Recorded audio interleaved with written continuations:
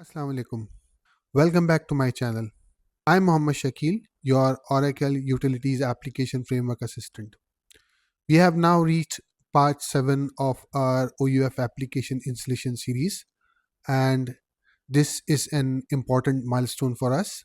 In the previous sessions, we installed the Oracle Database 19c software, created Oracle 19c database instance, and configured the max underscore string underscore size parameter as extended. With the database platform now fully ready, we are finally moving into the OUF database installation phase for our Oracle Utilities Customer Care and Billing Release 25.4 demo environment.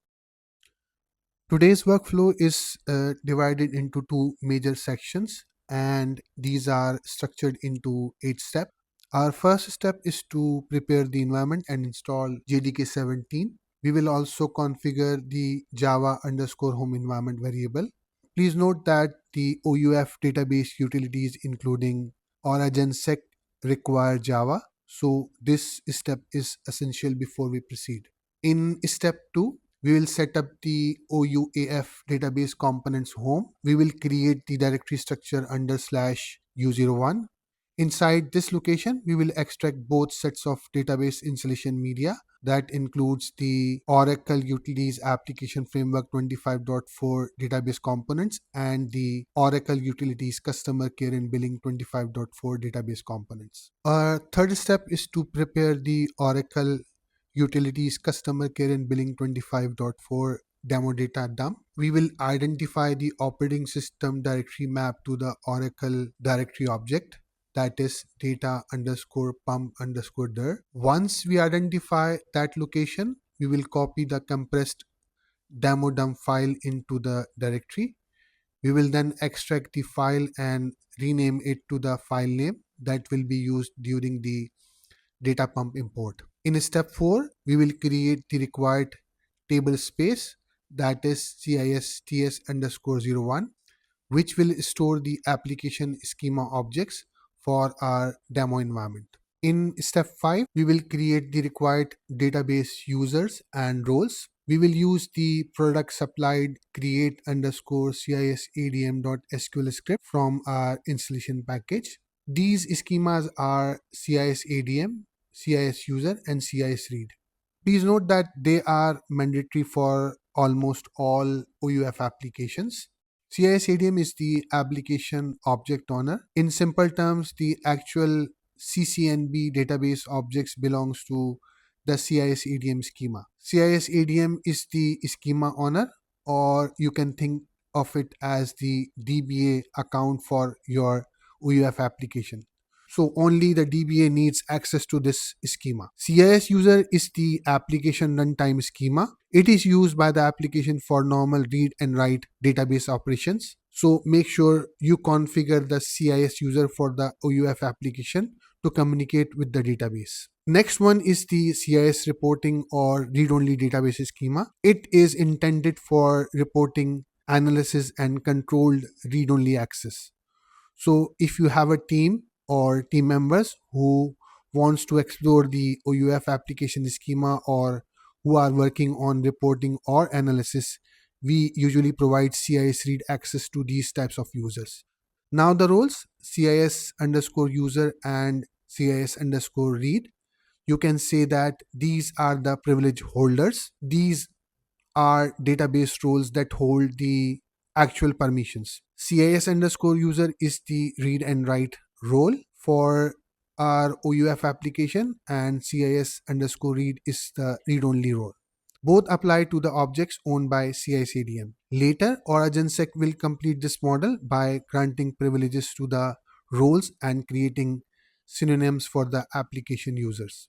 In step 6, we will import the product demo data into the CISADM schema using Oracle Data Pump import, that is the impdp utility.